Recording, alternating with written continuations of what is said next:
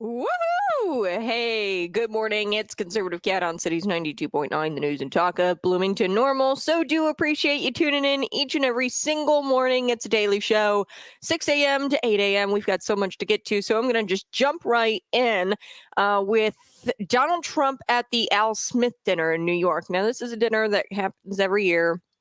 It's like they refer to it as the Catholic Met Gala. The Catholics put it on. It's a fundraiser.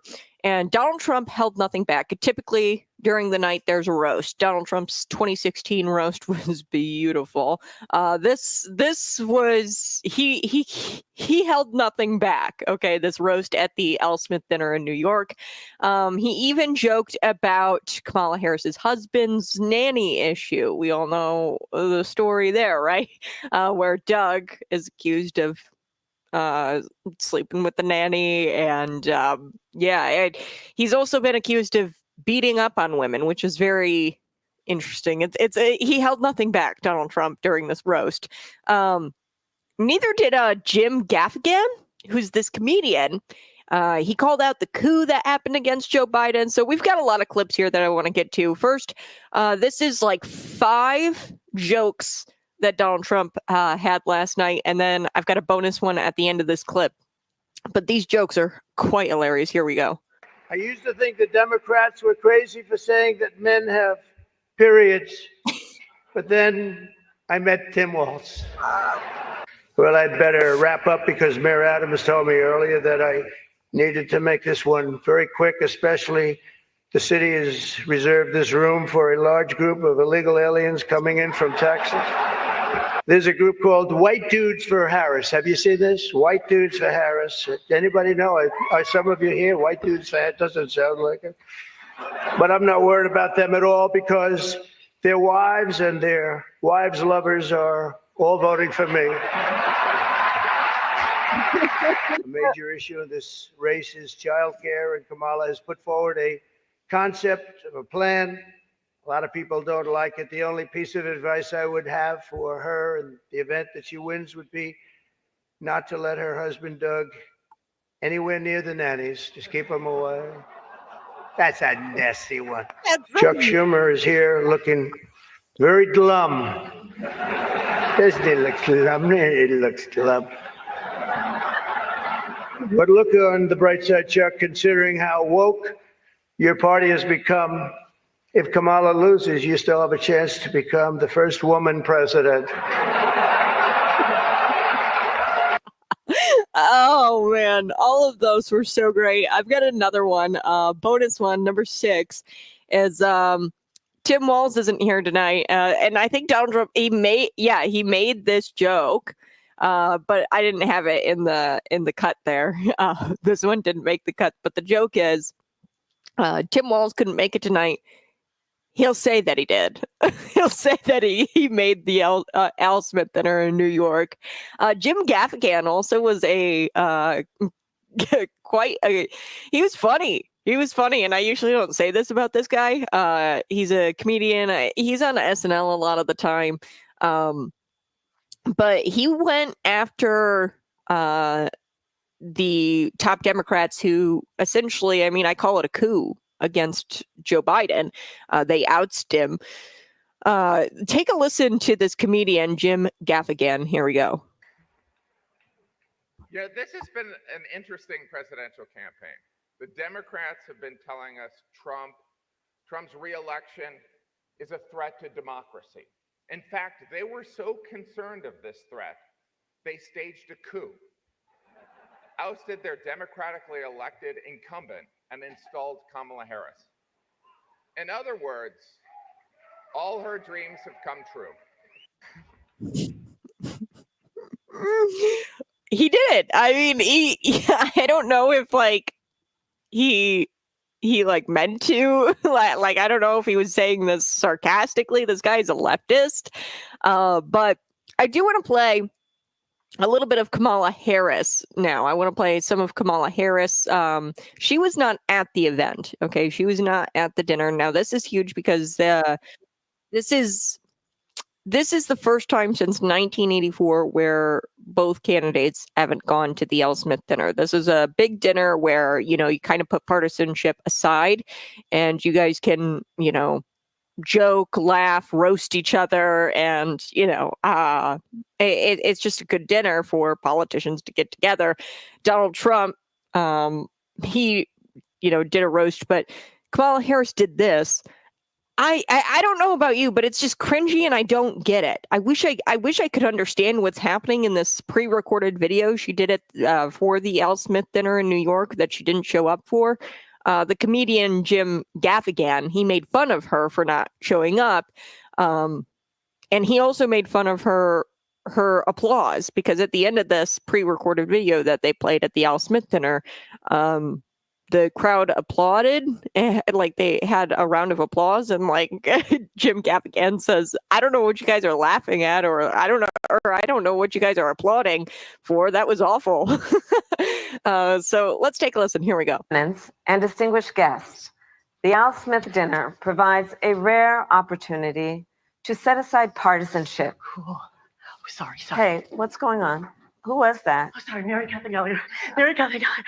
It's so nice to meet you. Very nice to meet you, Mary Catherine. Right now I'm trying to record my speech for tonight's dinner. Oh, yeah, I know. I just want to say that I'm Catholic, and tonight is one of the biggest dinners next to the Last Supper. It is a very important dinner, and it's an important tradition that I'm so proud to be a part of. Sometimes when I get nervous, I stick my fingers under my arms and I simmer them like that. But that's gross. So tell me something. I'm giving a speech. Do you have some thoughts about what I might say tonight? My feelings about what you should say tonight would be best expressed in a monologue from one of my favorite made-for-TV series. Okay, let's hear it. Don't you see, man? We need a woman to represent us. A woman brings more heart, more compassion. And think how smart she must be to become a top contender in a field dominated by men. It's time for a woman, bro. And with this woman, we can fly. What series was that from? Oh, that's from House of Dragons, now streaming on HBO Max. Is there anything that you think that maybe I shouldn't bring up tonight? Well, don't lie. Thou shalt not bear false witness to thy neighbor. Indeed, especially thy neighbor's election results. Just so you know, there will be a fact checker there tonight. Oh, that's great. Who? Jesus. And maybe don't say anything negative about Catholics. I would never do that, no matter where I was. That would be like criticizing Detroit in Detroit. Does it bother you that Trump guy insults you all the time? Because it really bothers my friends and me. Oh, Mary Catherine, it's very important to always remember you should never let anyone tell you who you are. You tell them who you are. Haters gonna hate. Shake it off. Shake it off. Shake it off. Shake it off. Good for you, Mary Catherine. Oh, yeah, okay. And also remember one more thing. Don't worry if you make a mistake, because Catholic people are very forgiving. Yeah, and also one last thing I want to tell you, don't forget to say, superstar! Thank you, Mary Catherine. Thank you, Mamala. Thank you. Your Eminence and distinguished guests, the Al Smith dinner provides a rare opportunity to set aside partisanship and come together to do some good by supporting the tremendous charitable work of the Catholic Church. The Church cares for the sick and feeds the hungry, supports families with housing and education, and in times of disaster, provides not only essential supplies, but also, and so importantly, a sense of hope. The Gospel of Luke tells us that faith has the power to shine a light on those living in darkness and to guide our feet in the path of peace. In the spirit of tonight's dinner, let us recommit to reaching across divides to seek understanding and common ground. And in honor of the great Al Smith, let us fight to build a better future with faith in God, our country, and in each other. Thank you. May God bless you, and may God bless the United States of America.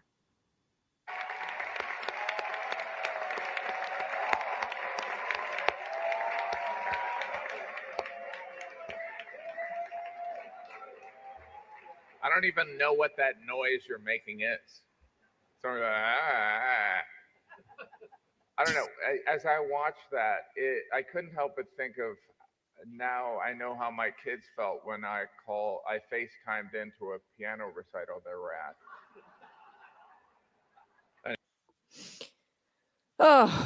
So there you have Jim Gaffigan talking about how the applause is, he goes, I don't even know what you're applauding. That was weird. It was super cringy. And here's the point. I mean, Kamala Harris, she wasn't even confident enough to be in the same room as President Donald Trump. Or in a room where she didn't have a teleprompter. Okay, that's why she didn't show up. And I thought it was very disrespectful. Honestly, this skit, and I get it. I'm trying my best to realize that this was comedic. And I didn't find it funny at all. I've actually found it kind of inappropriate for a Catholic event. It was definitely not presidential material. I do want to talk about, how she goes on and on about how great the Catholics are.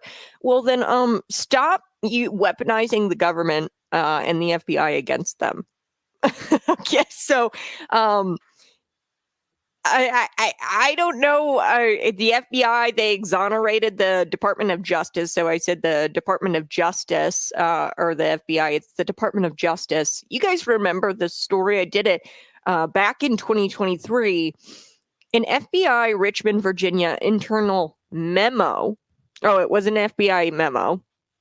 It's the FBI and the DOJ. They've gone after Catholics. Like, actually, it was an internal memo, and the memo was titled, and I'm not kidding, interest of racially or ethnic motivated violent extremists in radical traditional Catholic ideology almost certainly presents new mitigation opportunities. And this was leaked in January of 2023. And I mean, what? Why is there an internal memo targeting traditional Catholics? So I mean, you can go on and on about how you love Catholics, but your actions tell a different story, because there was an internal memo that was leaked, and you called you called them radical, you called them violent extremists, traditional Catholics. Okay, so I mean, what? You can't in the same breath say that you're all for Catholics and then your DOJ, your FBI investigates and deems traditional Catholics extremists. Okay, so there's a lot I want to get to today. I do want to get to the voters and how they're expressing now distrust in their election process. I've done some digging. There are 2 instances where voters have begun to express distrust even more in the election process. There was a mistake in Cook County that resulted in a Libertarian candidate's bubble, like the bubble next to their name on the ballot. It wasn't printed on the ballot. Okay, so now people are saying, I kind of distrust the election process, and that did you purposefully leave off the bubble? Why was this mistake? Why did this mistake happen? Your mind starts to wonder, why in the world are there all these mistakes? Okay, specifically when it comes to the mail-in ballots. So I want to get to that. There was another instance right here in McLean County. Text me if this happened to you. 180 plus ballots. They were sent out, but the return envelope had the wrong return address on it, and it was going to Monroe County rather than back to McLean County to be counted. So we're going to get to all of that here in just a couple of minutes. I do have to take a quick break.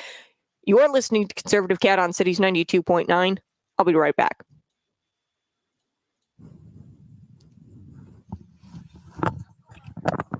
Hey, good morning. So do appreciate you tuning in. Go ahead and smash that like button. Yeah, I don't really understand. She could almost fake having her own words. Yeah, I mean, I didn't understand the video at all, really. I mean, I guess it's an SNL skit, so I don't watch SNL. Maybe this is a popular character that she had, featured in this video, this pre-recorded video. But I mean, I thought it was kind of offensive to Catholicism. She put like a heavy emphasis on the fact that it was a Catholic event, which is great. If your administration and if your your DOJ, your FBI weren't going after Catholics, locking them up for protesting abortion, and going after them hard. I'm going to pull up some instances. Do have to take a quick break, but go ahead, smash that like button and subscribe to this channel.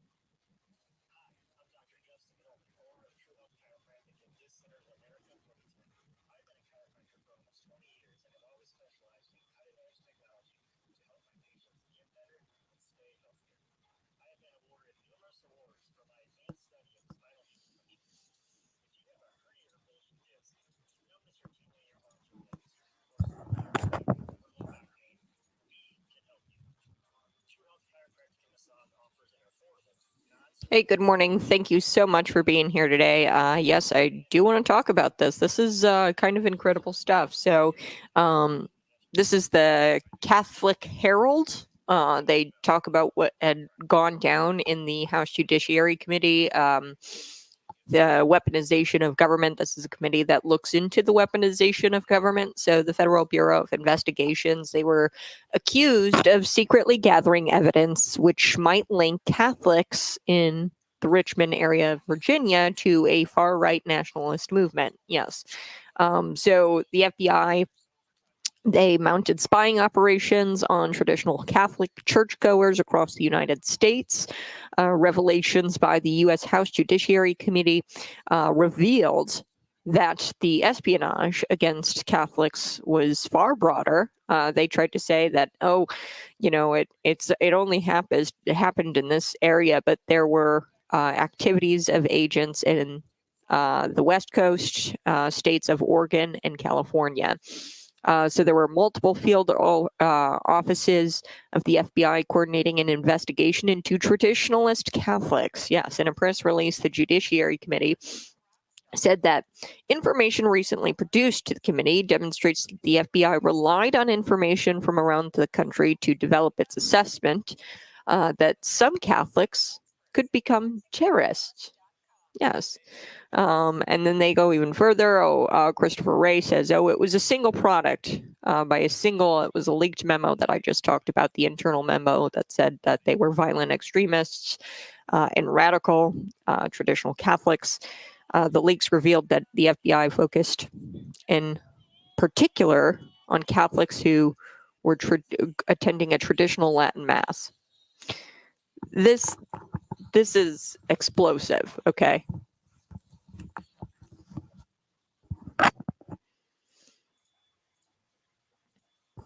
Hey, good morning. So do appreciate you tuning in each and every single day. I pulled this up on the stream. You can find me on YouTube, Facebook, Twitter, and Rumble. This is from the Catholic Herald. They blasted the FBI for spying on them. Okay, so it really bothers me when she pulls out scripture, when she talks about how much she loves the Catholics. You hate the Catholics. Your administration spied on them. Your administration called them radical, extremists, and violent. That's what your administration has done to the Catholic community. The Federal Bureau of Investigations was in February accused of secretly gathering evidence which might link Catholics in Richmond, Virginia, to the far-right nationalist movement. Okay, specifically, there was a memo leaked. I told you about the internal memo. The internal memo was called like extremist Catholics who are violent or something like that. And specifically, they were looking at Catholics who attended and were interested in traditional Latin Mass.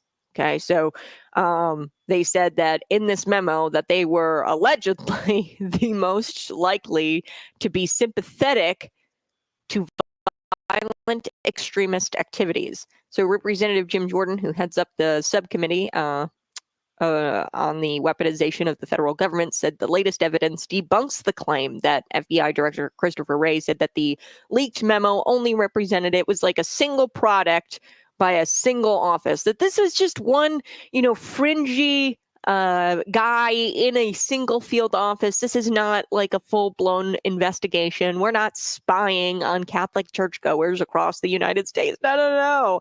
Nope. That was all debunked. Christopher Wray was lying because guess what? The U.S. House Judiciary Committee revealed that the espionage against the Catholics were far broader, also encompassing activities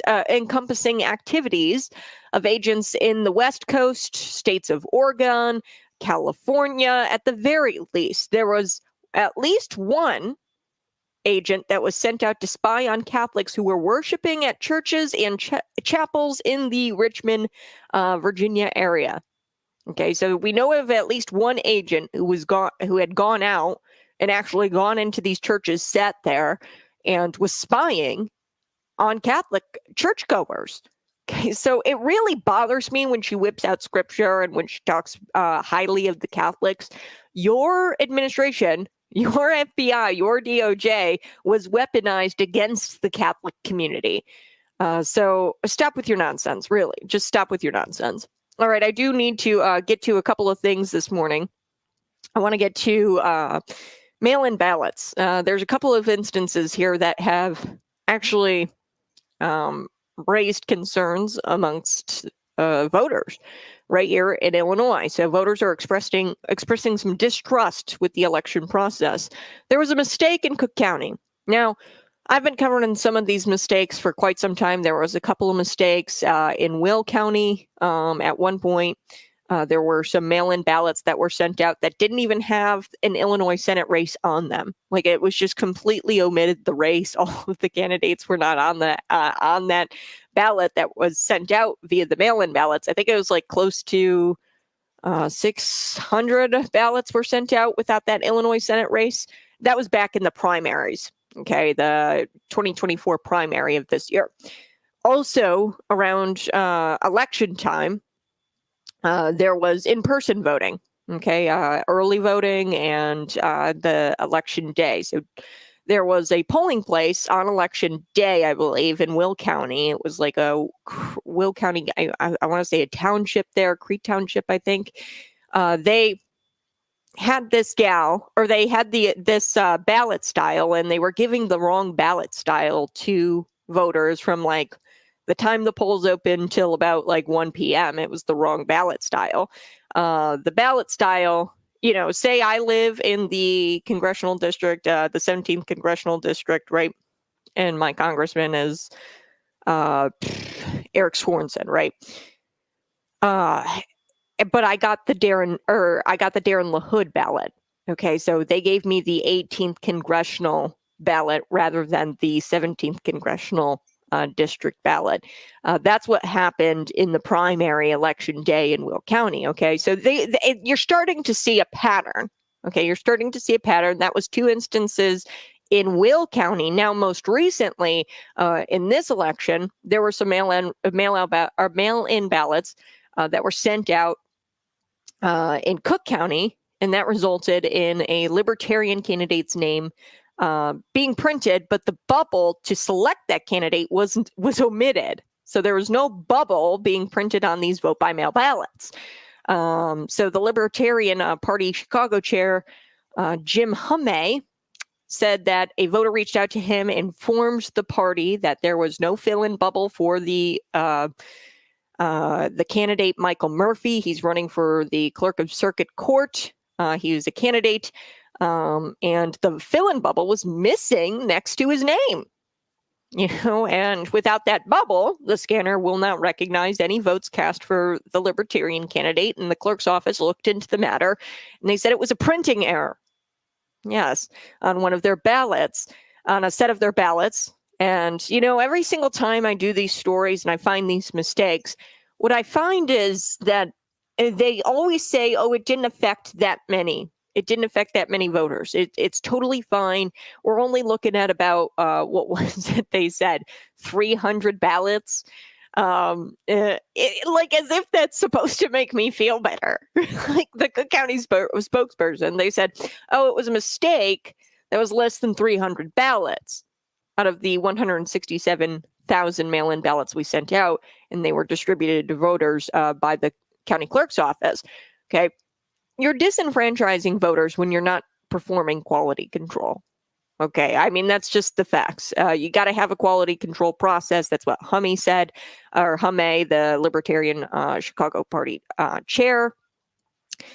He says that he feels like the county clerk's office needs reform, which is why they're running a candidate against the incumbent clerk. Now that takes us to, now they said it was also confined to a specific precinct. Okay, the Northfield Township, and they sent out corrected ballots and an explanation, right, to those voters of what happened, which I mean, like, yes, correct the mistake 100%. I understand mistakes happen. And I could sit here and blast the people who were the reason why that mistake happened. I could do that. Or I could just say, let's stop with the stupid mail-in ballots, right? Let's go back to pencil, paper, voting day of, right? I mean, that would just be so much simpler. And when you confuse the process and you add all these different layers like permanent mail-in ballots, mail-in ballot, early voting, it breeds for there's so much opportunity for corruption, for fraud, and for mistakes. You know, even if it's not like outright corruption or outright fraud, or people are doing this nefariously or purposefully, it breeds mistakes. Okay, this whole process and the mail-in ballot thing, you're just asking for trouble. Okay, so there was another mistake here locally that has led voters to question whether their vote-by-mail ballots will count this election. A third-party company called Modern Litho was hired to mail out and track vote-by-mail ballots for McLean County. The company sent out about 180 vote-by-mail ballots with an envelope that had Monroe County Clerk's Office return address printed on it, not the McLean County, because when you fill out your mail-in ballot in McLean County, you have to return it to the clerk's office for them to count it, right? It should have the return address of McLean County Clerk. But it had the Monroe County Clerk on there, that address, and several voters notified the McLean County GOP Chair, Dennis Grunler, of the mistake. So I've got to take a quick break. We're going to get into this third-party company who was hired by the county clerk to mail out and track these vote-by-mail ballots for McLean County. The company sent out 180 ballots, but the envelope is what had the mistake on it, because the envelope had the wrong return address on it. Okay, so I'm going to be right back. It's Conservative Cat. You can find me on YouTube, Rumble, Facebook. I'll be right back. And text me at 309-451-9299.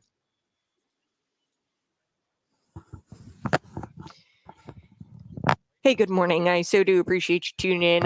Yes, the video is really weird. I have no idea who she's lifting up and who she's was trying to mock. She was weird and making no sense at all. Yes, in this really strange video that she had pre-recorded. Now, since 1984, both candidates have been going to the Al Smith dinner. This is the first time a candidate has missed that dinner since 1984. This is a chance, like she said in the video, to put aside partisanship and to make fun of each other, laugh about politics, and this is a tradition, right?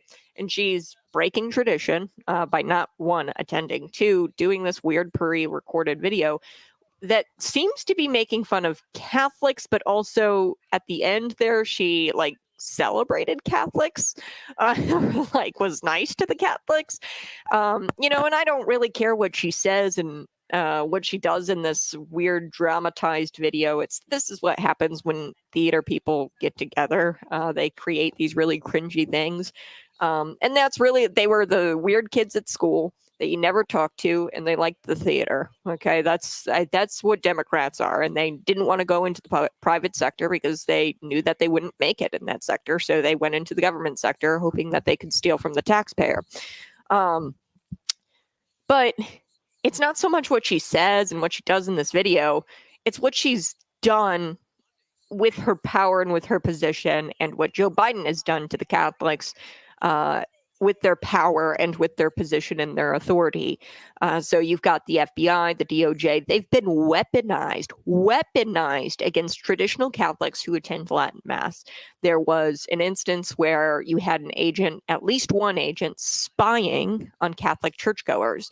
So to sit there and revere Catholics and talk about how much you love the Catholic community in this video, it's just so disingenuous, especially when you know that there was an internal memo leaked back in January of 2023 that called Catholics extremists, called them radical, violent extremists. They also said that they were sympathetic to nationalists. I forget what the exact term is, but they were investigating them as terrorists, the Catholic community.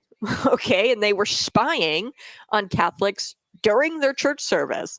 So to sit here and revere Catholics as if they're her best friends is so disingenuous. And it's not what you say, it's what you do. Your actions speak louder than your words. I'm sure your mom told you that when you were growing up. And here you've got her revering Catholics as if it's she loves this community. She hates this community. Her administration, Joe Biden's administration, has locked up Catholics for just standing outside of abortion clinics and protesting.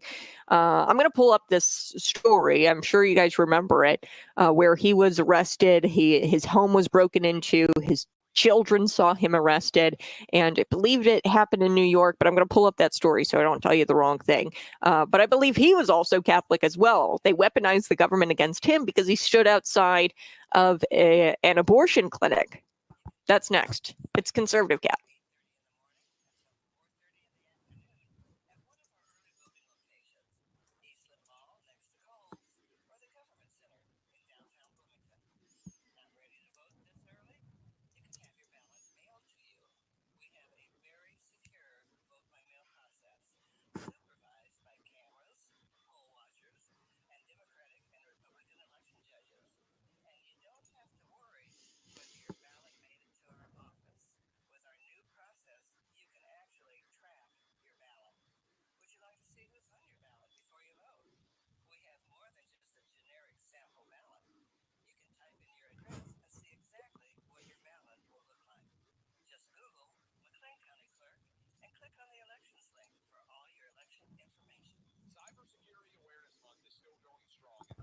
Okay, here we go.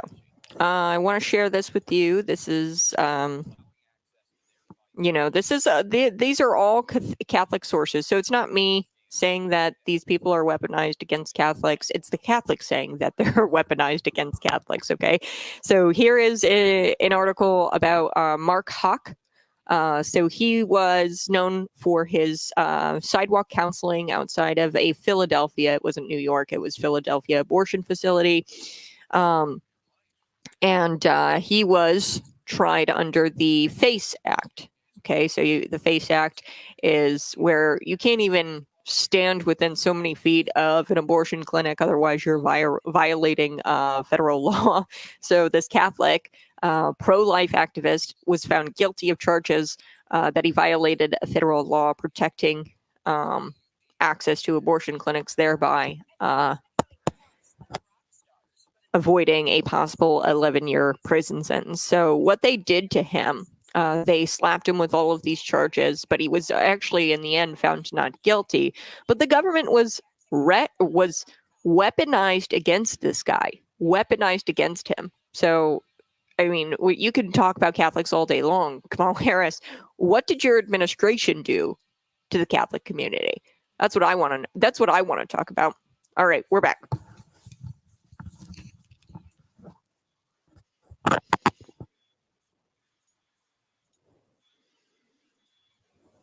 Woohoo! Hey, it's Conservative Cat on Cities 92.9, the news and talk of Bloomington Normal. As always, find me on the stream, YouTube, Facebook, Twitter, and Rumble. I'm going to jump right back into the story. McLean County, the mistake that has led voters to question whether vote-by-mail ballots will count this election. That's what voters are saying, okay? That's not what I'm saying. That's what voters... And I'm not even a voter of McLean County anymore. I live in Logan. So I love Logan County. It's amazing. It's a great county. I've got an awesome senators, an awesome state house representative. Do I agree with them on everything? No. But for the most part, I actually really like my county because it's not a blue stronghold like McLean is. I'm sorry, guys, that you live in McLean. Just get out of cities. Just get out of Bloomington Normal. Get out of cities and find a red community and live there and move out of cities. I've said that from day one on this program. Okay. I do want to talk about this mistake. So they hired a third-party company. It's called Modern Litho. Okay. And they were hired to mail out and track vote-by-mail ballots for McLean County. The company sent out over 180 ballots with an envelope that was a mistake. The envelope was mistaken, not the ballot. Not the ballot itself, but the envelope. The envelope had a return address on it that went to Monroe County Clerk instead of the McLean County Clerk. Several voters have notified the McLean County GOP chair, Dennis Grunler, of the mistake. He said, I started getting texts from voters. Something was wrong. That's what these text messages said. Our ballots have the wrong return address on them. They're going to Monroe County. Are our votes going to count? That's the text messages, the sentiment of the text messages that were sent to Dennis Grunler, the McLean County GOP chair. He says, I contacted Kathy Michael, and she explained the third-party company they hired somehow put the wrong return address envelope with their ballots. They gave them the wrong return address envelope. The third-party company did. According to McLean County Clerk Kathy Michael, Modern Litho called and or mailed all affected voters. So they've corrected this mistake. The county clerk said that they're pleased with the response from the third-party company. The third-party company, Modern Litho, called or mailed all affected voters, and the company sent out corrected envelopes. Kathy Michael said that most voters received corrected envelopes within a day. So that's good. Great news. Quote, as of today, we only know of one ballot that made it all the way to Monroe County. Monroe County instead of McLean County. So somebody actually, and I get it. You're busy. Your life is busy. And if you requested a mail-in ballot, you're probably a busy guy, busy gal, and you weren't looking and you didn't see the return address was actually not to McLean County, but rather Monroe County. You probably didn't think much of it, or you're a low information voter and you didn't know that your ballot, your mail-in ballot, has to go back to McLean County. It does. So double check, make sure that your envelope, if you're doing vote by mail ballots, make sure your envelope has the correct return address. That would be the McLean County Clerk office address. I think it's on Washington Street there in Bloomington. But she says, as of today, we only know of one ballot sent to Monroe County, and we were notified immediately.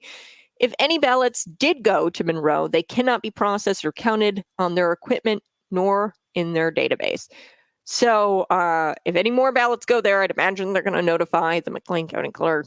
Dennis Grunler, he says that he wished he would have heard of the abnormality prior to getting all of these texts from the voters, because then he would have been equipped with an answer to give the voters to address their concerns right away. Because your mind really does. It starts to wander, why Monroe County? What's going on?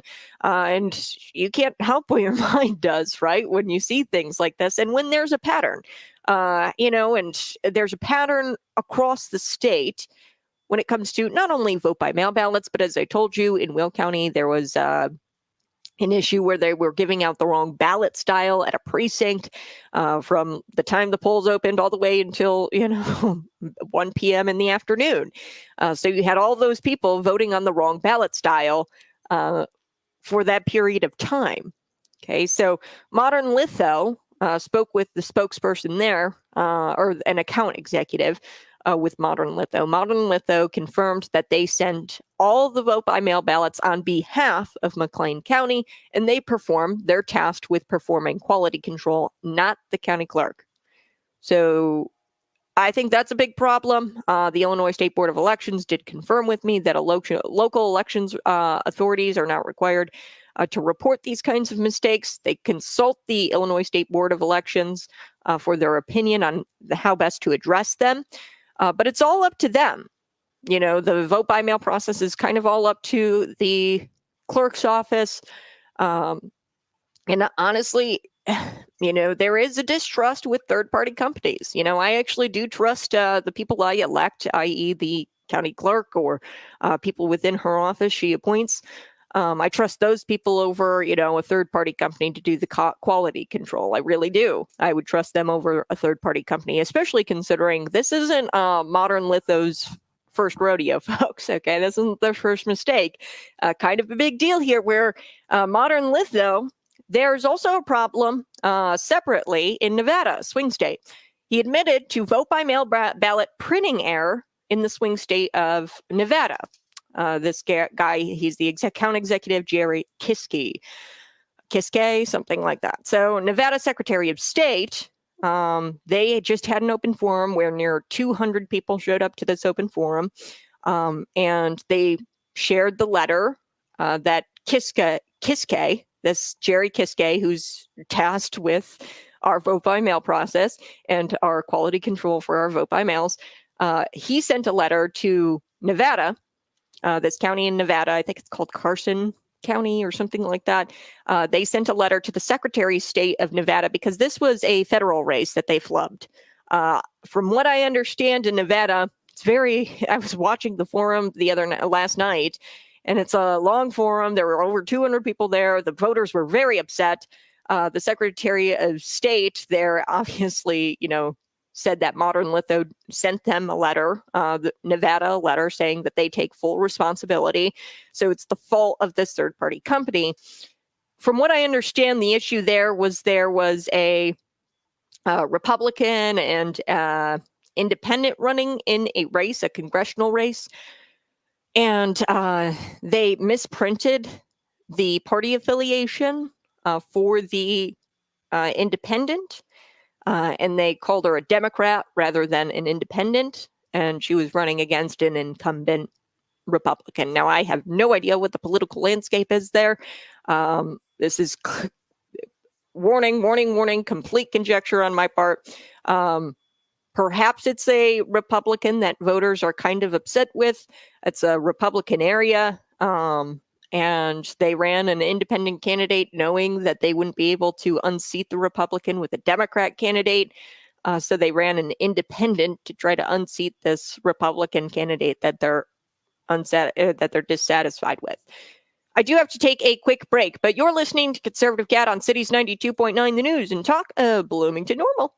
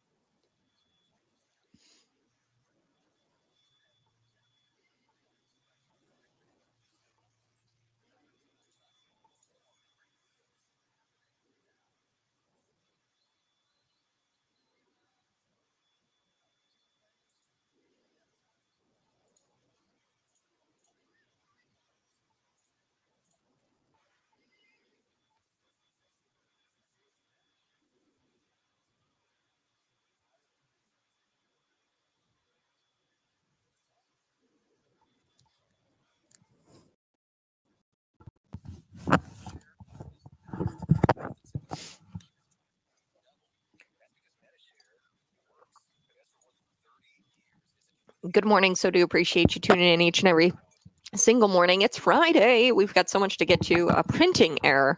Only 300 ballots. The printer is firing off ballots. How is it 300? Okay, so this is, I can explain this. So they said 300 out of 167,000 mail-in ballots were wrong or mistaked, or they had a mistake on them in that they didn't put the fill-in bubble next to the Libertarian's name, Michael Murphy. Now I have complete speculation on my part. Speculation. Cook County, obviously, you've got Democrat stronghold there. So it's kind of tough to win as a Republican, just in Cook County, just generally. Okay. And again, third party candidates, a lot of people love third party. They do.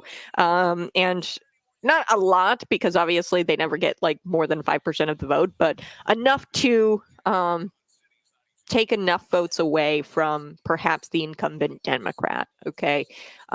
In an area like Cook County, if they're sick and tired of the way they're living in their area, and there's an independent on the ballot rather than a Republican, and they're just Democrats through and through, but they don't want to vote blue because their life sucks, the crime is bad, they might think that the independent candidate is the safe choice. So they bubble in independent, not even knowing who's on their ballot. They're just sick and tired of the incumbent.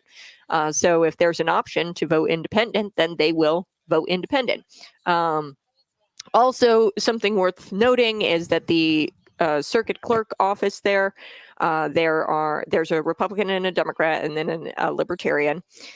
The Republican and it's Martinez, and then there's a name on there that I can't really pronounce. The two candidates there, let me look this up. Hold on. It's two names that are kind of funky.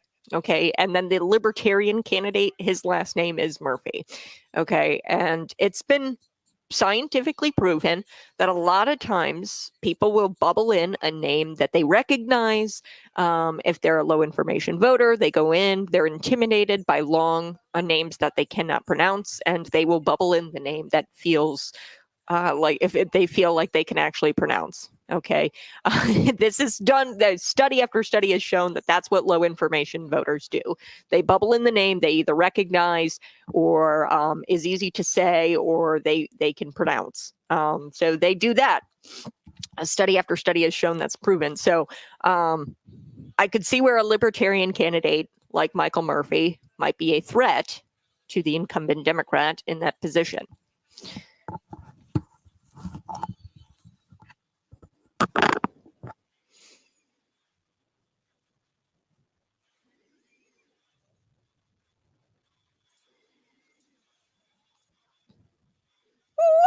Woohoo! Hey, good morning. It's Conservative Cat on Cities 92.9, the news and talk of Bloomington Normal. Yes, that was an explosive story, and you get them right here on Conservative Cat. There are some abnormalities, I guess you could call them, when it comes to these vote by mail ballots across the state. You've got an abnormality in Cook County where there was a missing bubble next to the Libertarian candidate's name.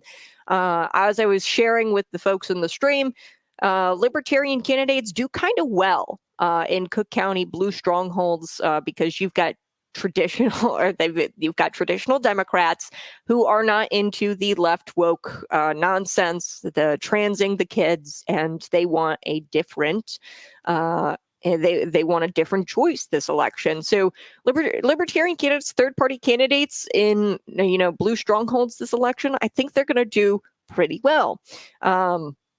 So Libertarian Party Chicago chair Jim Hummey said that a voter reached out to him when they realized that the bubble was missing for clerk of circuit court candidate Michael Murphy. His bubble was missing next to his name.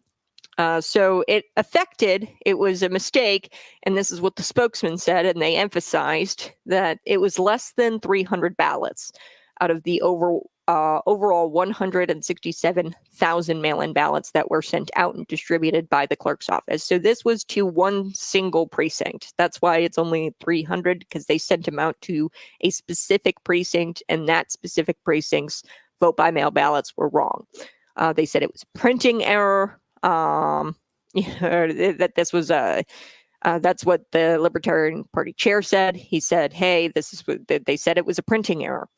Also in McLean County, the envelopes to return your mail-in ballot, there was a printing error there as well. The same printing company that's here in McLean County also screwed up in Nevada, where they gave the wrong party affiliation to one of the candidates in a congressional race, which affected over 1,000 vote-by-mail ballots in that state, and that's a swing state. Okay, so over 1,000 ballots can sway an election. Okay, 300 can sway a local election, like a local election for circuit clerk. Right, that's 300 ballot or a couple hundred ballots. That's a lot for a local election. 184, that's less. But still, I've seen it. I've seen where candidates lose by 100 votes. I've seen that happen. Elections can get very, very close. Usually if it's within that 100 votes, there's a recount done if it's that close. But yeah, there needs to be something done to avoid these types of mistakes. I do have to take a quick break, but we're going to be back. I do want to get to this anti-Israel activist who was seen tearing down what she thought was an Israeli flag. That's next on Conservative Cat Cities 92.9.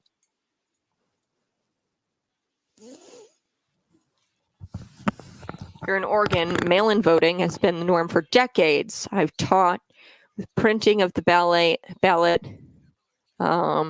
location of the bubble, and the security view holes location on envelope itself. That's the rig.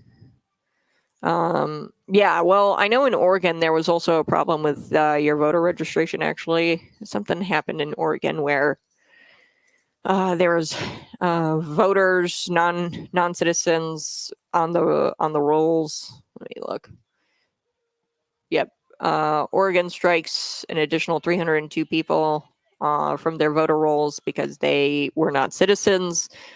This was through their automatic voter registration, their DMV program. Oregon authorities said that they removed another 302 people from the state's voter rolls, determining they did not provide proof of citizenship when they were registered to vote. So this was the latest revelation in improper voter registration stemming from clerical errors, right? So this is a clerical error on behalf of the DMVs everywhere, where there's a clerical error where they get onto the ballot, the non-citizens. So, yes, well, Illinois wants permanent vote-by-mail ballots too, I think. We do have permanent. So I got my vote-by-mail ballot in. I am going to request it if it's not too late, if I didn't miss the deadline. I got like the request card to request a vote by mail ballot. I'm going to request, I've already voted. I voted early and in person. So I think I'm going to request it and then spoil it. That's what I've heard that you should do. But here in Illinois, there is a box on my voter register, or like my vote by mail request card, I guess I'm going to call it. There's a box to check if I want to receive permanent vote by mail ballots from here on out. So yes, we already have that in Illinois. Thanks for the comment, Ryan. You're awesome. But But yeah, like I said, there's been several cases. So let me pull this up actually, because I want to prove to you that I'm not crazy and that this is a pattern, and this has been going on, not in just this election, but there was an election where an entire state Senate race was omitted from the Will County ballot. Okay. Let's share this one. So we've got this article here. I'm going to share this. Let's see if you guys can see. I'm going to zoom in here. Okay. A candidate for the Illinois 19th Senate District discovered her name isn't on the some of the Will County vote by mail ballots. Okay. Now this was in March of 2024, so the primary. Okay, so she realized her name wasn't on the ballot, but it wasn't just her name. The ballots were missing an entire race. Okay, Samantha Gaska is a candidate in the Republican primary, or was a candidate in the Republican primary for the 19th Senate District. A voter in the district approached Samantha and told her that there was no race on her vote by mail ballot.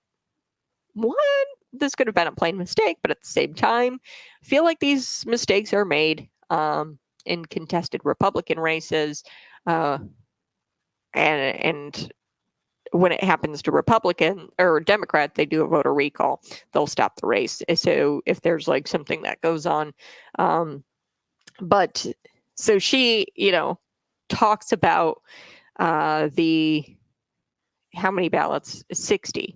So in this case, it was 60 faulty vote by mail ballots. 60 of them were sent out. That was confirmed by the Will County Clerk's Office that race was completely omitted from 60 vote by mail ballots. 60. Okay. And it was, that's incredible. That's incredible. There's another story that I want to talk about. It also happened in Will County. It was the ballot style. Now, I think this happened on the actual day of the primary, or it was in person. I know it was in person.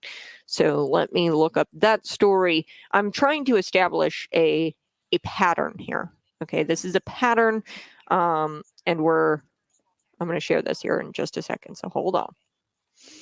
The election confidence rattled after a voter receives a wrong ballot. Amidst low record voter turnout, a voter is saying she has no confidence in the election system after receiving the wrong ballot. So it was the Will County Crete Township Precinct 8 on March 19th, which was the day of the primary, yes, to vote. She walked into her polling place, realized her ballot did not have the correct state house candidate on it, and she was given the wrong ballot style. Yes, so her name is Tammy Burnham. And she said she has no confidence in the election system.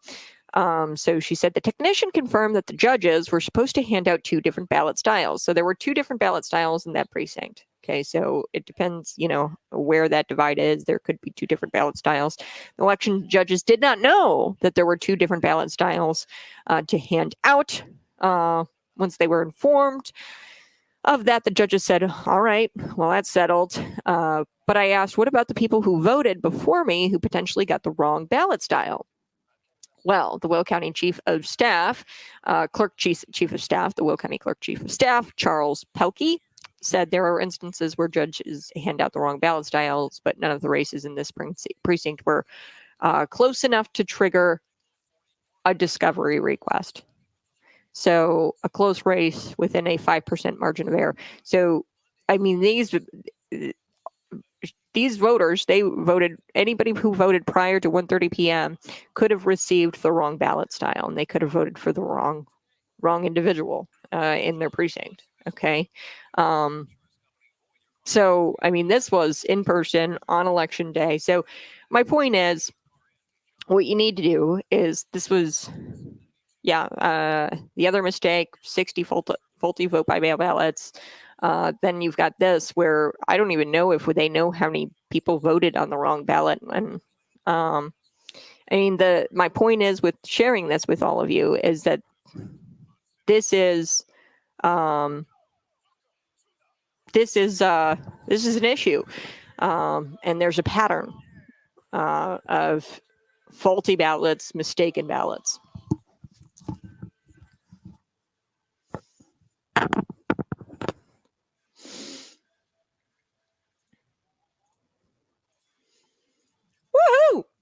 Hey, good morning. It's Conservative Cat on Cities 92.9. All morning long, we've been kind of talking about vote by mail ballots and a couple of mistakes that we've found, that I've found. And you get the news here. You get the news right here on Conservative Cat, so don't go anywhere else. Subscribe to my YouTube channel. It's a daily show, 6 a.m. to 8 a.m. We're going to move on from that's an explosive story. Not only the Cook County incident where you've got the Libertarian candidates bubble not being printed on the ballot, but also Modern Litho, right? That's the printing company McLean County uses. They printed the wrong return address on the envelopes that you're supposed to stick your mail-in ballot box or ballot in and return it back to the McLean County clerk. They printed the wrong return address, and the return address was to Monroe County.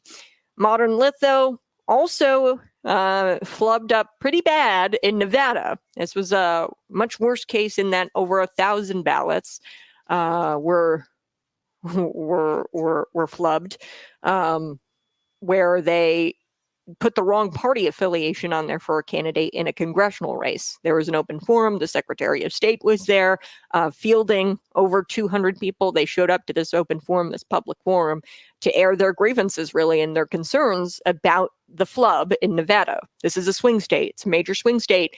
And we're looking at 1,000 wrong ballots out there just floating around. Mistakes matter, quality matters, quality control matters. And of course, this is just, two examples in the stream. I talked about how in Will County, Crete Township, Precinct 8, a woman received a wrong ballot style. Okay, and multiple other voters probably received a wrong ballot style. The technician confirmed that the judges were supposed to hand out 2 different ballot styles at this precinct on election day in the primary. It was March 19th. She realized she didn't have the right ballot. She didn't have the correct state house candidate on her ballot. It's because it was the wrong ballot style they were giving people out. It'd be like if I went into McLean County, that your congressional candidate that you're supposed to vote for, Joe McGraw, right? And he's not on there, but Darren LaHood is on there. And you'd be like, wait a second, I'm supposed to vote for Joe McGraw. I'm in the 17th congressional district, right? So that's what they got, all the Darren LaHood ballots, right? When you're supposed to vote for Joe McGraw, they had 2 different ballot styles at this precinct specifically. And they gave out the wrong ballot style until about 1:30 p.m. in the afternoon. From polls open to, 1:30 p.m. in the afternoon. You don't know how many, right? Now, Charles Pelkey of the Will County Clerk's Office said at the time, during the March primary day, he said, yes, there were instances where judges handed out this wrong ballot style, but none of the races in this precinct, this specific precinct, were close enough to discover or trigger a discovery request. So this was after the election had already taken place. Apparently, none of the races were close enough to where they had to do a discovery request and figure out how many people received the wrong ballot style. Not only that, there was another instance in the primary last year where 60 faulty vote-by-mail ballots were sent out, and they didn't even have a Senate race on them. It was the 19th Senate race, and it was just completely omitted off of the mail-in ballot. So when there's instances like this, of course, voters are going to start to express some distrust. I also want to clear up some things about the auditor race before I get into this anti-Israel idiot. She tore down what she thought was an Israel flag. It turns out it's a Greek flag. So this idiot needs a geography lesson. And then she posted it, which is really wild. Or she posted her idiocy on TikTok. So before I get to that story, I do want to talk about the McLean County auditor.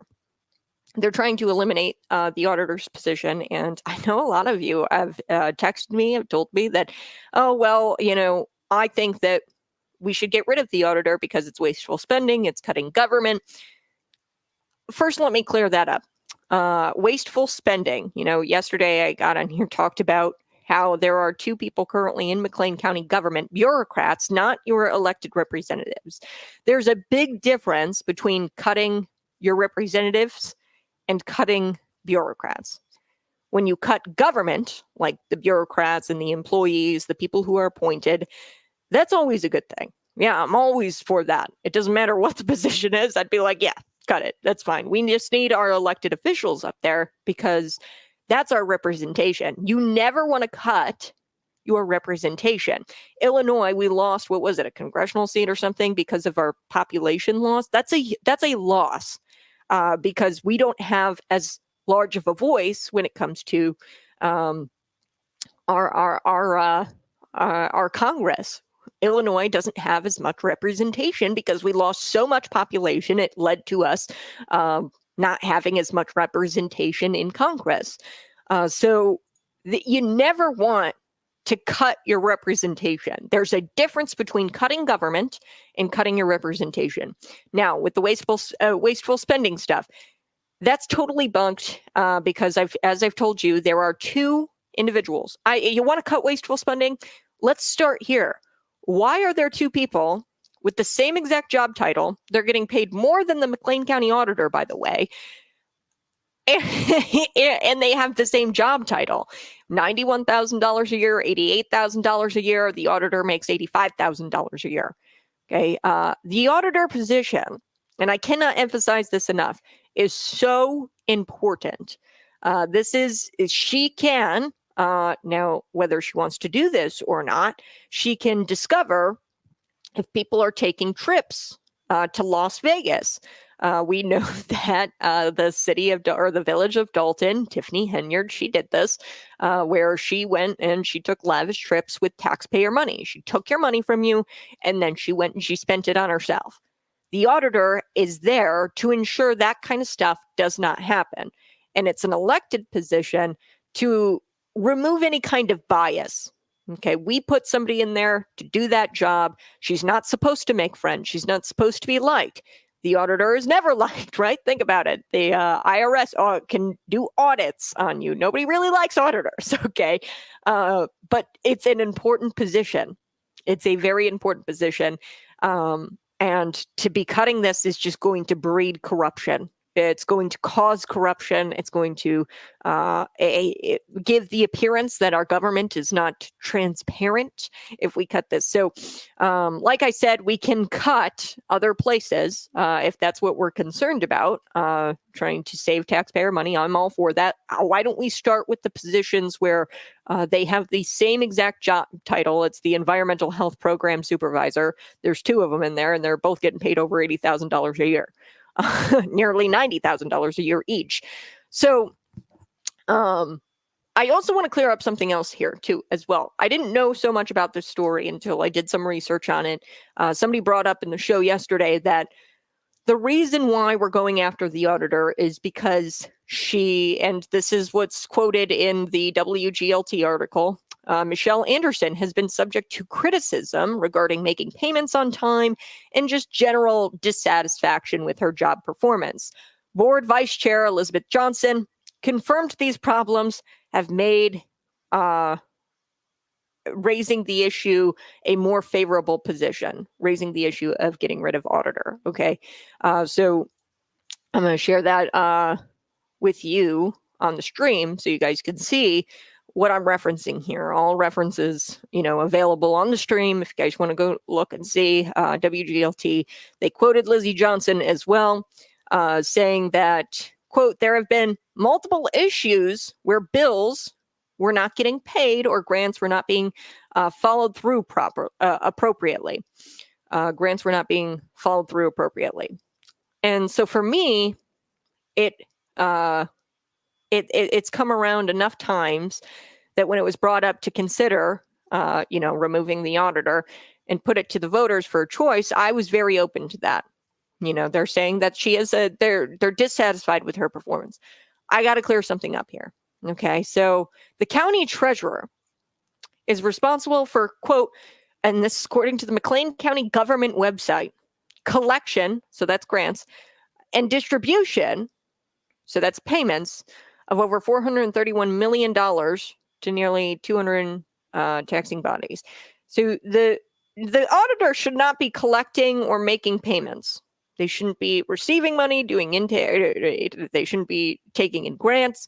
They shouldn't be distributing or making payments to any kind of entity. And if she's doing that, or if she was tasked with that, that shows you your government is stupid. Okay, because the treasurer should be doing that. Kind of defeats the purpose of an auditor. She's the one supposed to be looking at what kind of payments everybody makes, what kind of money we're taking in, and she's the one supposed to be providing accountability, making sure everything looks correct. Now, ultimately, I would say that if there were missed payments, or if you didn't collect grant money, or any kind of mistake was made, it should probably fall on the county treasurer. Okay, not the auditor. Here's the auditor's responsibilities. This is according to the McLean County government website. Her responsibilities: analyzing county expenditures, not spending money, analyzing county expenditures, auditing internally, certifying availability of funds, monitoring your tax dollars, reporting financials, safeguarding county assets, scrutinizing county activities. Does this sound like somebody we want to get rid of in government? Scrutinizing county activities. This is somebody who's going to hold the government accountable, and we want to get rid of this person? This makes zero sense. Absolutely zero. Not to mention Lizzie Johnson is at the helm of this little this push to get rid of the auditor. That should raise some red flags. I have lost complete respect for Lizzie Johnson with the fact that she traumatized an individual who was trying to apply to run or to be the county board District 5 representative. Okay, John McIntyre, we know he resigned after some health issues, and there was a slew of people who put in applications to fill his role, Republicans to fill his role. They had to fill the seat with a Republican. There was a Republican, you guys know him, his name's Chad Burke. He was stabbed, 15 plus times by a sick individual who had a record of threatening to stab people. And the judge came out, and said, hey, the justice system wronged you. They arrested Chad for being a stabbing victim. Okay, the justice system wronged Chad. And Lizzie Johnson, being hesitant, of course, because she knew it was wrong to ask a stabbing victim about an arrest that was bunk and stupid and wrong. And that's not me saying it, right? I mean, the judge said, sorry, Chad, this was bad. This was, not good. And that this happened to you. I've lost all respect for this woman because she made him relive his trauma in an open forum. Who does that? What kind of individual asks a stabbing victim about this fake arrest, this wrongful arrest, in an open forum in front of everybody? I mean, she had access to his email. She had access to contact him. Why didn't she do it privately? Why didn't she do her own research and figure out, hey, this guy got stabbed 15 times. He's probably the victim here, and he's probably been further victimized by a justice system. So there you have it. That I just needed to clear this up with the auditor. And I know a lot of you have been told things by Republicans in town. Those people, I have no interest in this. I have no dog in this fight, really, other than that I love McLean County. I love District 5. I used to live there. I take it from somebody who really has no dog in this fight and was looking in and isn't a politician, has no interest, has no buddies really in McLean County, Republican buddies. This is coming from somebody who actually cares about you because I have journalistic integrity. And I will say that I do care about the people. I've always said it on this program. Journalism and journalists, it's all about having an adversarial relationship with government. I am adversarial with government. I'm sure you guys know that. But I'm so pro-citizen. I'm so pro-average American, average McLean County citizen. It's not even funny. Okay? And take it from somebody who actually cares about your life and actually has to live life with you. These people, Lizzie Johnson, she's not like you. She's an official. Okay. The auditor is the only position that holds the government accountable for their mistakes. All right. I do have to take a quick break. You're listening to Conservative Cat on Cities 92.9. We'll be back with the anti-Israel protester. She tore down what she thought was an Israeli flag. It was actually a Greek flag. We'll be right back with that.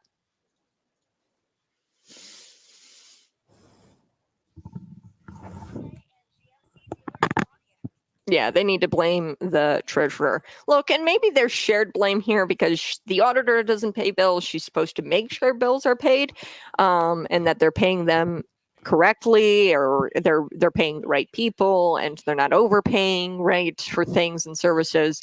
So maybe there is shared blame, but bottom line is this. I really don't care. I mean, even if there's some wild scandal about the auditor that I don't know about, and she's a terrible human being, and in her spare time she beats up puppies, right? I mean, I don't know. Think of something absolutely crazy where she adopts dogs and then beats them up. I don't know. We have the opportunity to elect someone new in that position. Why would you eliminate the entire, because that's totally a bunk argument to say that, the auditor has made so many mistakes that it warrants us to eliminate the position entirely. That's not how the private sector works, by the way. Only in government does people make where they can make the decision, this person kind of sucks at their elected position, their elected office. We're just going to eliminate the office. We're just going to eliminate it. Cut it. Only in government and only in the public sector does that work. Okay. In the private sector, if somebody screws up in your job or the position, then they fire that person. There's a process. If you really wanted to get rid of the auditor, and if you had substantial reasons to get rid of the auditor, you can pass a resolution as a county board. Get your county board to pass a resolution and oust the auditor and fill the position. Take applications, review, and get the applications in and get them to answer questions, and then fill that position for the time being. And then when it comes up for re-election or for election again, then we'll put somebody in there who's different. You know what I mean? I mean, it's just like, wait a second. You're eliminating the position, the elected position. More representation in government is always good. And, I feel bad for these Republicans. I don't know if you've got Republicans friends who have gotten to you and have told you, a bill of goods. And it's probably my fault. I should have come out earlier with this. But I didn't think I had to, because it's an auditor position. And anybody who says that you should get rid of the auditor is probably hiding something. You know what I mean? Or wanting to hide something. Government does not want to be held accountable for their spending. Imagine that. Yeah. I didn't think I had to bring this up, but I guess I do, because a lot of Republican friends of mine, you've just been deceived. There's people out there who have nefarious motives, and I'm going to get to the bottom of it. There's got to be another reason why they want Michelle out of there so bad. There's got to be another reason. So I do want to talk about this anti-Israel protester where she rips down all these Israeli flags. I do want to get to this Kamala Harris pre-recorded tape one more time. I think I'm going to play that, and then I'm going to talk about how she hates the Catholics a little bit more, and then I'll get to the anti-Israel protester. But yeah, this is something for sure. I mean, Kamala Harris and this weird pre-recorded video she had at the Al Smith dinner. This is known as the Catholic Met Gala. This is where both candidates kind of come together, both parties come together, and in good faith, they put partisanship aside and they kind of laugh with each other and they joke around. Donald Trump's roasts were hilarious, by the way. My favorite roast is honestly, I don't know. I really like the Chuck Schumer roast where he says, "Don't worry, Chuck. If Kamala doesn't win, we can still have a woman president. You can run and become the first woman president." I thought that was probably the funniest one. I also really liked Tim Walz isn't here, but he'll say he was. Tim Walz, he lies for no reason.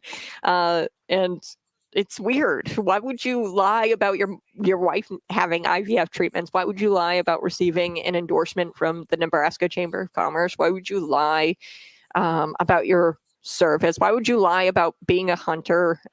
There's just so many different lies. I can't even keep up with them at this point. Lying about being in Tiananmen Square at the time of the Tiananmen Square massacre. I mean, why would you lie about this stuff? I just don't okay, yeah, sure, you want to do some lying as a politician. Okay, I mean, that kind of makes sense because, politicians lie. But these lies, nobody should ever lie about. I mean, they're easily fact checkable. Serving in combat, right? You didn't serve in combat. There's plenty of people who served with you who can attest to that. Your wife attested to the fact that she didn't receive IVF treatments. So we're going to play this Kamala clip one more time, and then I'm going to get to the anti-Israel protester.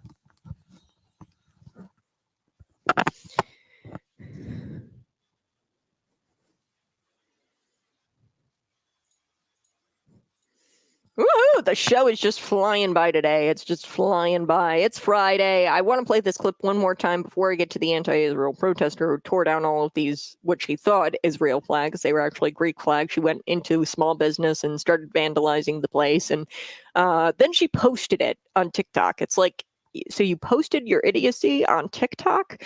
This woman really needs a geography lesson because she had mistaken the Greek flag for the Israel flag, and then became unhinged and started ripping down all of the flags at this small business. So before I get to that, I do want to play this one more time. This is Kamala Harris, her pre-recorded tape that she gave to people to play at the Al Smith dinner. At the Al Smith dinner, it's known as the Catholic Met Gala. It's a fundraiser. The political candidates, they get together, and the politicians and both parties come together, and in a sign of, putting partisanship aside, they all get together, they laugh and eat, drink, and it's a great time, right? And it's a tradition. This is the first time since 1984 somebody has missed, a presidential candidate has missed the dinner. So Kamala Harris missed. She sent a pre-recorded interview or a pre-recorded tape, and this is what it sounded like. Your Eminence and distinguished guests, the Al Smith dinner provides a rare opportunity to set aside partisanship. Oh, sorry. Hey, what's going on? Who was that? Oh, sorry, Mary Catherine Elliott. Mary Catherine Elliott. It's so nice to meet you. Very nice to meet you, Mary Catherine. Right now I'm trying to record my speech for tonight's dinner. Oh, yeah, I know. I just want to say that I'm Catholic, and tonight is one of the biggest dinners next to the Last Supper. It is a very important dinner, and it's an important tradition that I'm so proud to be a part of. Sometimes when I get nervous, I stick my fingers under my arms and I symbol them like that. But that's gross. So tell me something. I'm giving a speech. Do you have some thoughts about what I might say tonight? My feelings about what you should say tonight would be best expressed in a monologue from one of my favorite made-for-TV series. Okay, let's hear it. Don't you see, man? We need a woman to represent us. A woman brings more heart. All right, I'm going to skip a little bit. This is a really cringy theatrical performance by I don't even know who this is. I think she's from SNL. I don't know. It's really cringy and weird. But I want to skip to the part where Kamala Harris goes on this, rant about how much she loves the Catholic people. Because I need to inform you that she does not love the Catholic people. In fact, the FBI, the DOJ has been weaponized against the Catholic community. And that's been proven time and time again. So take a look. Your Eminence and distinguished guests, the Al Smith dinner provides a rare opportunity to set aside partisanship and come together to do some good by supporting the tremendous charitable work of the Catholic Church. The Church cares for the sick and feeds the hungry, supports families with housing and education, and in times of disaster. So why'd you weaponize the government against them? In the case of Mark Huck, You guys remember him. He was on a sidewalk outside of a Philadelphia abortion clinic, and he was tried in the U.S. District Court for the Eastern District of Pennsylvania on 2 charges under the Federal Freedom of Access to Clinics Clinic Entrance Act. This is called the FACE Act. And essentially it says that if you're within like 10 feet of an abortion clinic, you're violating federal law and you're prohibiting access to abortion clinics by being there. So he was a Catholic pro-life activist. He avoided, because he was found not guilty, 11 years in prison. They trumped up these charges, 2 charges against this guy. And this law prohibits you from being even around, really being a physical obstruction or you're, intimidating someone who's entering an abortion clinic, which we know in Mark Hawk's case, that was not true. Bruce Love is the guy's name. He was a volunteer at the reproductive health care clinic, as they call them, reproductive health care. It's actually anti-reproductive because you're not reproducing. You're vacuuming out a baby. But Bruce Love, he's a volunteer at this clinic. He gets out and he starts harassing Mark, because Mark is out there protesting, right? He's got, a sign, he's got his young son with him. And he was defending his son against the harassment of Bruce Love. And he was found not guilty, but the government was weaponized against this Catholic man. Okay, and not to mention, I talked a lot about the FBI, the internal memo, where there was, they called Catholics violent extremists. They called them radical. In this memo, it talked about how you have to be careful of Catholics who attend traditional Latin Mass. There was an FBI agent who, this is all factual stuff here, folks. The FBI agent went into Catholic Mass and was spying on Catholic churchgoers. Okay, so forgive me if I call her a disingenuous hack, Kamala Harris, for saying nice things about the Catholic community. Her administration, her FBI, her DOJ, her justice system was weaponized against people like Mark for simply expressing his religious rights. Okay, so I do want to talk about this anti-Israel protester. What an idiot. She really needs a geography lesson, this girl. So she posted on TikTok. She's an anti-Israel activist, and she was distraught when she saw a flag with the same colors as Israel. This is a Greek flag. Okay, she tore it down because she believes that Israel is committing genocide, pro-Palestinian nut job. So the problem with that is that this wasn't an Israeli flag. These weren't Israeli flags she was pulling down. It was a Greek flag. So the staff members were honestly just so confused when this was going on. She took a video of herself tearing down these Greek flags.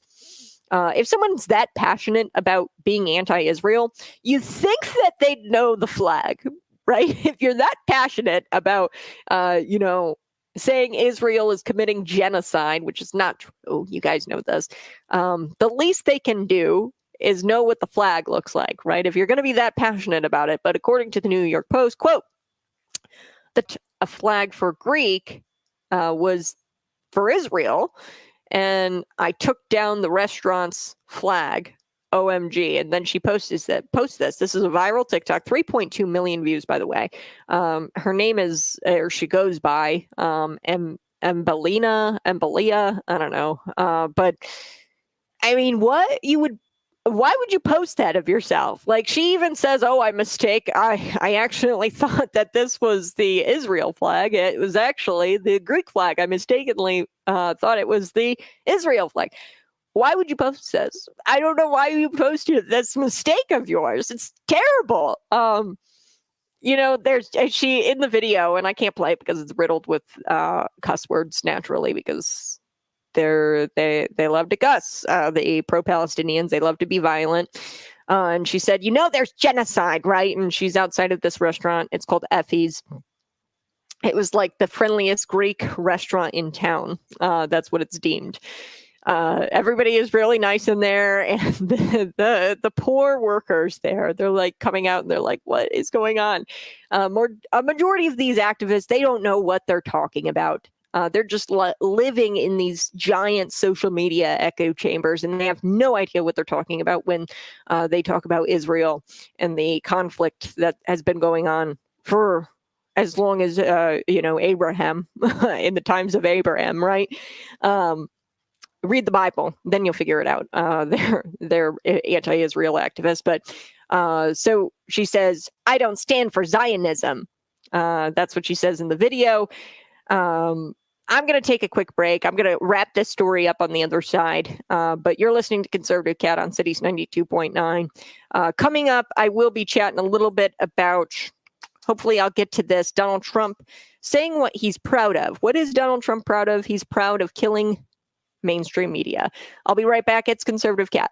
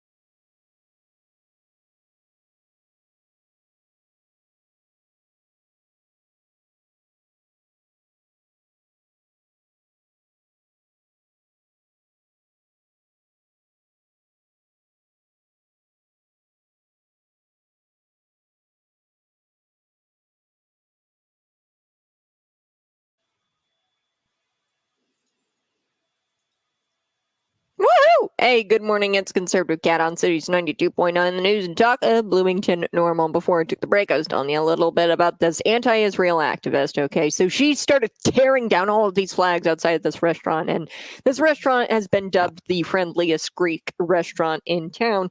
And this proves that the majority of these activists, these pro-Palestinian activists, they have no idea what they're talking about.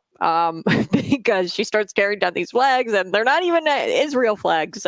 They are Israeli flags. They are Greek flags. And she goes, there's genocide, right? I don't stand for Zionism. Even if it was a Jewish flag, she would have done nothing to stop the stand for Zionism. I'm a Christian Zionist, proud of it. Zionism is just the simple belief that Israel should exist as a country and it should exist as a Jewish state. And tearing down a Jewish flag outside of a restaurant, honey, it's not going to do anything to stop my belief in that. So, two members, staff members, they were looking confused in this video, and I played the video, but it's littered with cuss words, and I didn't have time to cut it and bleep it all out. It was just too much. She said, screw this, screw that, blah, blah, blah. And look, these two staff members, they come out in the video, and they're looking confused. They're looking so confused. They're like looking at this woman, and this gentle guy, he probably couldn't be more than 18 years old. Or yeah, he is only 18. He says to her, it's a Greek flag. Very innocently, he says, it's a Greek flag. Please stop tearing down our flags. She goes, oh, really? I thought it was an Israel flag. My bad. She goes, it looked like an Israel flag. That's what she says in the video. Gosh, to post this, completely unfathomable. I just don't even understand who in their right mind would post how dumb and how naive they are. To get clicks, obviously. That's what this whole anti-Israel movement in America is all about. It's all about getting clicks and getting attention. So who thinks to themselves, oh, I'm just going to post on TikTok for the world to see my worst moment? Because this has got to be your worst moment. You're tearing down all of these flags that are not even Israel flags. Who could be that dumb? So the restaurant owner, she was there, and she said it was a really bizarre attack. But then when she was asked about it, she goes, I don't know why she's posting it now in October.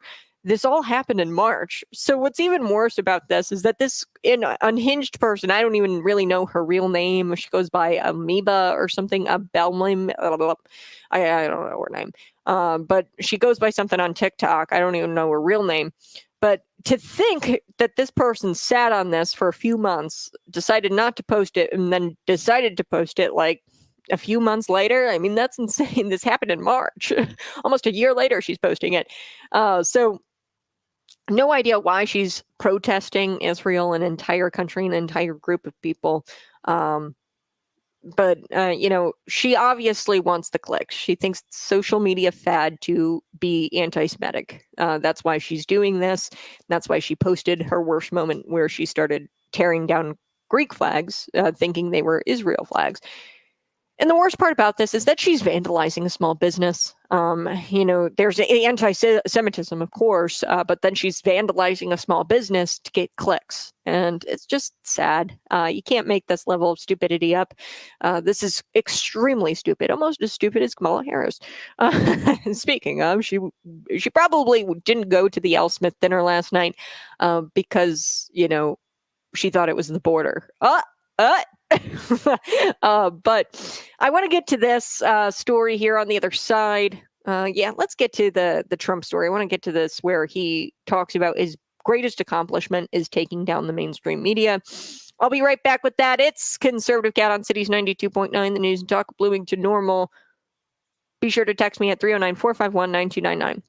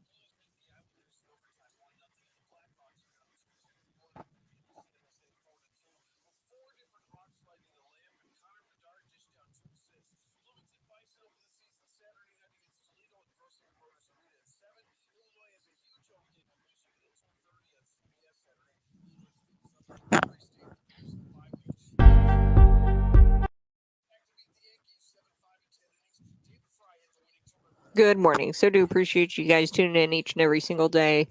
Yes, the prester probably couldn't even point out on a map of Greece on a map, much less probably point out Greece on a map, much less the flag. Yeah, exactly. She didn't know, and this just goes to prove that this is some sort of social media fad. These pro-Palestinian protesters have no idea what they're talking about.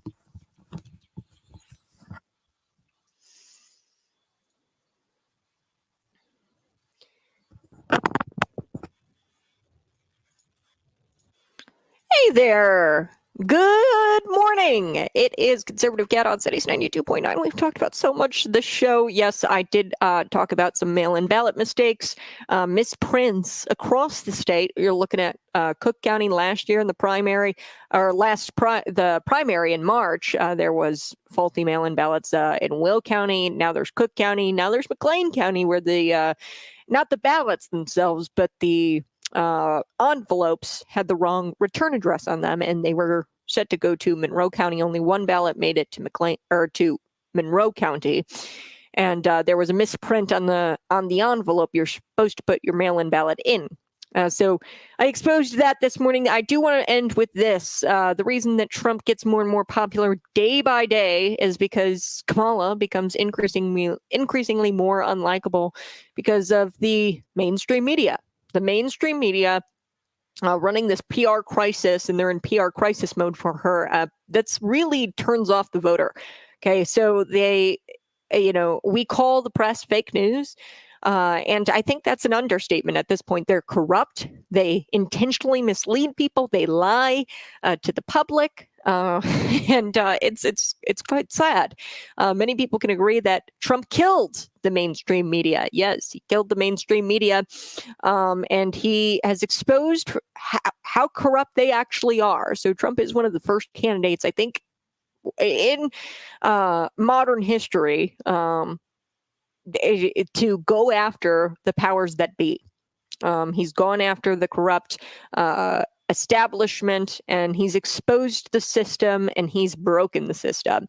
And nobody thought that was possible. Here he is on the PPD podcast talking about how he killed fake news. He killed mainstream media. I think the only one that Letitia James Jack Smith and maybe even Fannie, if they wanted to, claim that you did commit a crime, is you kind of did kill mainstream media, if you think about it. I did. Good. And that could be a crime No, for those guys. I'm very proud of it. And I want to show you this clip because this is the first time ever the phrase fake news was ever used.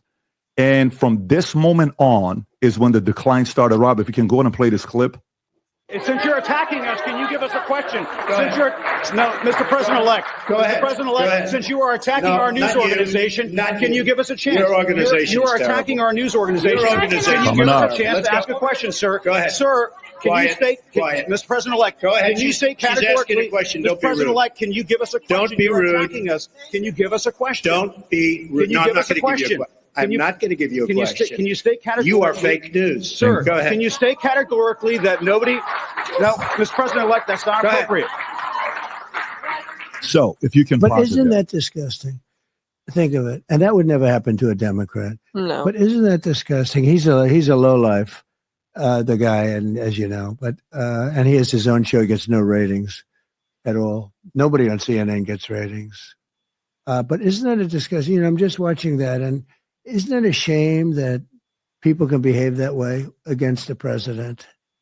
And I think I think I'm responsible for those numbers up there where they went down. And frankly, I'm proud of. Yeah, all of the ratings are down. If you watch CNN, you would assume that the mainstream reporting is accurate on him. If you solely watch CNN, you're going to think that Trump is a dictator. You're going to think that on day one, he's going to weaponize the government and lock up all of his political opposition. But if you were to just watch one of his speeches, watch one of them in real time, analyze the speech, and then look at the dissemination of so-called news that each of these outlets regurgitate, the news, the headlines that they repeat the same lie over and over again. They take a little piece out of the rally or out of the speeches, and then they regurgitate lie. And, if you were to just watch one speech in real time, you'd realize pretty quickly that the mainstream media, they're the enemy of the people. So Trump, I think he should be really proud of this because he did expose how corrupt the leftist media is. How corrupt CNN is, how corrupt MSNBC is. These people are not your friend. They're the enemy. They're the enemy of the people. They have no interest in exposing the truth. They are committed to misleading the public. And I don't know why they do that, really. I think it's just the corrupt politicians they work for. They know the real reason behind fake news and not exposing the truth. The corrupt politicians whom they're all buddies with, they know the real reason why they're doing this to the American people and hiding the facts and the truth. So journalism is constitutionally protected, and the press has been hijacked by a bunch of people who are unlikable and want to be liked by corrupt politicians. That's really what it is. It's just a bunch of weirdos who couldn't make anything of themselves, and they got into the profession hoping they could break it into politics one day or the public sector because they have nothing to offer in the private sector. So the press has been hijacked by the very people it was intended to hold accountable. The press is there to be adversarial with the government and to hold the government accountable. And unfortunately, local level, national level, it doesn't matter. They are not holding their government accountable, and they do not have adversarial relationships with government. So I don't think another candidate could do what Trump has done in this regard. Trump has done a lot to kill mainstream media. All right.